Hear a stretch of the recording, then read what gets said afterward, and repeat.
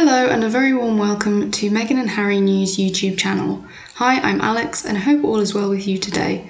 Meghan has made an appearance with her mum Doria Ragland and Archie Mountbatten Windsor.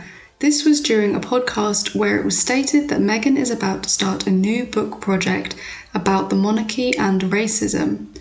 Archie joins Meghan Markle and her mother Doria Ragland on a video call as Professor, who shared a snap of the chat, claims she's writing a book about racism and the British monarchy. Now, this could be a very revealing book, as we have already heard of how comments were made by members of the royal family about the colour of the first child of Meghan and Harry's, and how those comments made them both uncomfortable and were part of the reason why they decided to quit as working members of the royal family.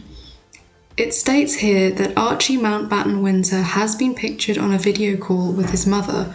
A photo of the call also shows his grandmother, Doria Ragland, with Meghan, shared by academic saying she's writing a book on racism and British monarchy. Professor Duchess Harris, who specialises in American studies and feminism, shared a screen grab of the call to Twitter today, showing a 3-year-old Archie sitting on his mother's lap in a rare appearance.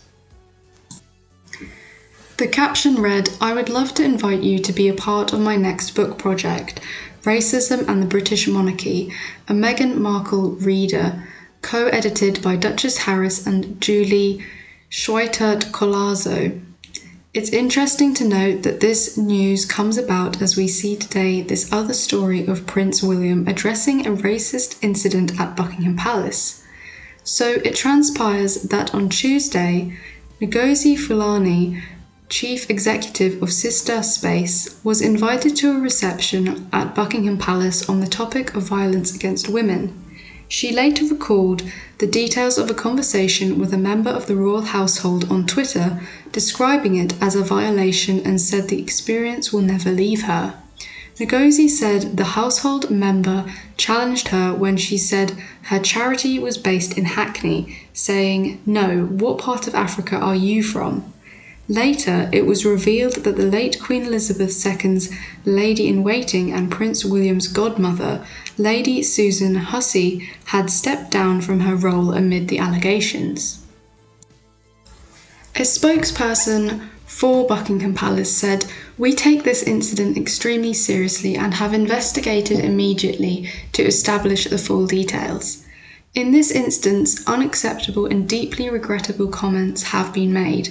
We have reached out to Ngozi Fulani on this matter and are inviting her to discuss all elements of her experience in person if she wishes." It also transpires that this charity owner at the centre of this has spoken up in defence of Meghan in the past.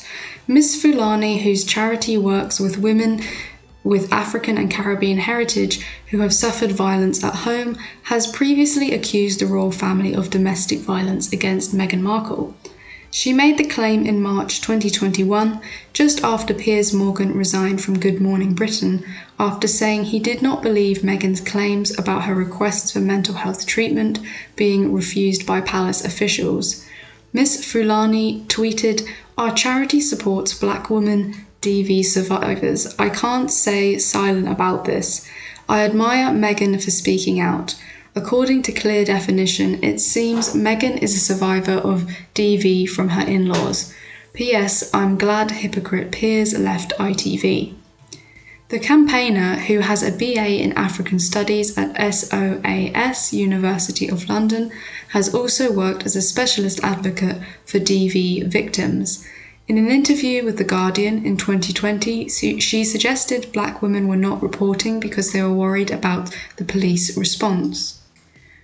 "Women want the harassment to stop, but we know what happens to Black men in police custody," she said. "These women do not want to risk their spouses being hurt."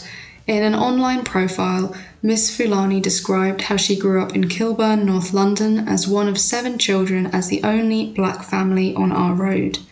Meghan and Harry's favoured journalist Omid Scobie was quick to pick up on the claims about racism at the palace, tweeting, "Yesterday's event should have been a moment to uplift and support.